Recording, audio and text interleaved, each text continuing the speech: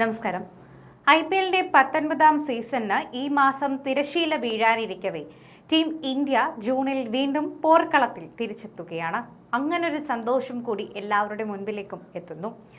അഫ്ഗാനിസ്ഥാനുമായി ഒരു ടെസ്റ്റും തൊട്ടുപുറകെ 3 ഏകദിനങ്ങളുമാണ് ഇന്ത്യ കളിക്കുക.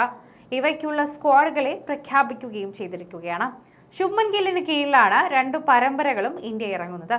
ഇന്ത്യയെ സംബന്ധിച്ച് ഏകദിന പരമ്പരയാണ് കൂടുതൽ പ്രധാനമെന്നും പറയാം. കാരണം അടുത്ത വർഷം ICC ഏകദിന ലോകകപ്പ് നടക്കാനിരിക്കുന്നതിനാൽ തന്നെ അതിനുള്ള തയ്യാറെടുപ്പ് കൂടിയായിരിക്കും ഇനിയുള്ള പരമ്പരകൾ.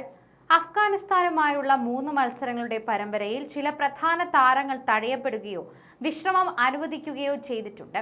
ഇത്തരത്തിൽ ഒഴിവാക്കപ്പെട്ടവരെ മാത്രം ഉൾപ്പെടുത്തി ഏകദിന 11 ക്രിയേറ്റ് ചെയ്താൽ എങ്ങനെയുണ്ടാകുമെന്നും തിരഞ്ഞെടുത്താൽ ആരൊക്കെ ഇടം പിടിക്കുമെന്നും നമ്മൾ എല്ലാവരും അറിയണം.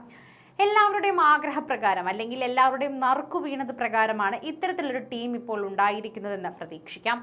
ഇന്ത്യൻ ഏകദിന ടീമിന്റെ ഓപ്പണിംഗ് ജോഡികളായി ഋതുരാജ് ഗെയ്ക്വാദും യുവ ഇടം കയ്യൻ അഗ്രസീവ് ബാറ്റർ യശസ്വി ജയ്സ്വാളുമായിരിക്കും. രണ്ടുപേരും ഈ ഫോർമാറ്റിൽ തകർപ്പൻ പ്രകടനങ്ങൾ നടത്താൻ ശേഷിയുള്ള താരങ്ങൾ കൂടിയാണ്. പക്ഷേ അഫ്ഗാനിസ്ഥാനുമായുള്ള പരമ്പരയിൽ രണ്ടുപേരെയും പരിഗണിച്ചില്ല. മുൻ ഏകദിന പരമ്പരകളിൽ ബാക്കപ്പ് ഓപ്പണർ റോളിൽ ജയ്സ്വാൾ കൂടി ഉണ്ടായിരുന്നു. പക്ഷേ അഫ്ഗാനിസ്ഥാനെതിരെ അദ്ദേഹം അവഗണിക്കപ്പെട്ടിരുന്നു. ഏകദിനത്തിൽ ഓപ്പണറായി ഇറങ്ങി അവസാനമായി കളിച്ച ഏകദിന പരമ്പരയിൽ സെഞ്ചുറി അടക്കം നേടിയുള്ള താരമാണ് ജയ്സ്വാൾ. എന്നിട്ടും താരം തഴയപ്പെട്ടത് നിർഭാഗ്യകരമാണ്. ജയ്സ്വാളിന്റെ പകരം 2ാം കീപ്പറായി വന്നിരിക്കുന്നത് ഇഷാൻ കിഷനെയാണ്. ബാക്കപ്പ് ഓപ്പണർ റോളിൽ പരീക്ഷിക്കാമെന്ന കണക്കുകൂട്ടലിലാണ് സെലക്ഷൻ കമ്മിറ്റി ഉള്ളതും. നേരത്തെ ഓപ്പണറായി കളിക്കുകയും ഡബിൾ സെഞ്ചുറി അടക്കം നേടുകയും ചെയ്തിട്ടുള്ള താരമാണ് ഇഷാൻ കിഷൻ. ഇന്ത്യൻ ബദൽ ഏകദിന ടീമിൽ 3 മുതൽ 5 വരെ സ്ഥാനങ്ങൾ ഈ താരത്തിന് ഉണ്ട്. അത് ദേവദത്ത് പടിക്കലിനും മലയാളികളുടെ അഭിമാന താരം സഞ്ജു സാംസണിനും വിക്കറ്റ് കീപ്പർ ഋഷഭ് പന്തിനുമാണ്. ആഭ്യന്തര ക്രിക്കറ്റിലും IPLലും എല്ലാം ശ്രദ്ധേയമായ പ്രകടനങ്ങൾ നടത്തിയിട്ടും ഇന്ത്യൻ ടീമിൽ മതിയായ അവസരങ്ങൾ ലഭിക്കാത്തയാളാണ് ദേവദത്ത് പടിക്കൽ. ഏകദിനത്തിൽ വളരെ മികച്ച റെക്കോർഡ് ഉണ്ടായിട്ടും അഫ്ഗാനിസ്ഥാനെതിരെ സഞ്ജുവിനെ പരിഗണിക്കാതിരുന്നത് നിരാശാജനകമാണ്. 2023 അവസാനം സൗത്ത് ആഫ്രിക്കയുമായി അവരുടെ നാട്ടിലാണ് അദ്ദേഹം അവസാനമായി ഉണ്ടായിരുന്നത്. ഏകദിനം കളിച്ചതും അവിടെയാണ്. ഈ മത്സരത്തിൽ സെഞ്ചുറി അടക്കം നേടി ഹീറോ ആയെങ്കിലും അതിനുശേഷം ഒരിക്കലും സഞ്ജുവിന് അവസരം ലഭിച്ചിട്ടില്ല.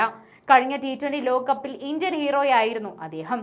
പ്ലെയർ ഓഫ് ദി ടൂർണമെന്റായി തിരഞ്ഞെടുക്കപ്പെട്ട സഞ്ജു ഇപ്പോൾ ചെന്നൈ സൂപ്പർ കിങ്സിനൊപ്പവും മിന്നിക്കുകയാണ്.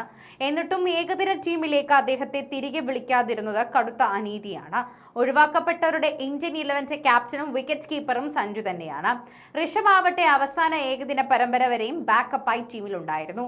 പക്ഷേ അഫ്ഗാനിസ്ഥാനെതിരെ അദ്ദേഹത്തെ പുറത്താക്കിയ ഇഷാനെ തിരികെ വിളിച്ചതിന് പിന്നാലെ കാരണം എന്താണെന്നും വ്യക്തമല്ല. ഒരുപക്ഷെ IPLലെ മോശം ഫോം ആയിരിക്കാം ഇതിനു പിന്നിൽ. ഋഷഭിന് ശേഷം ഓൾറൗണ്ടർമാരായി ടീമിൽ ഉണ്ടാവുക വെങ്കടേഷ് അയ്യരും അക്ഷർ പട്ടേലുമായിരിക്കും.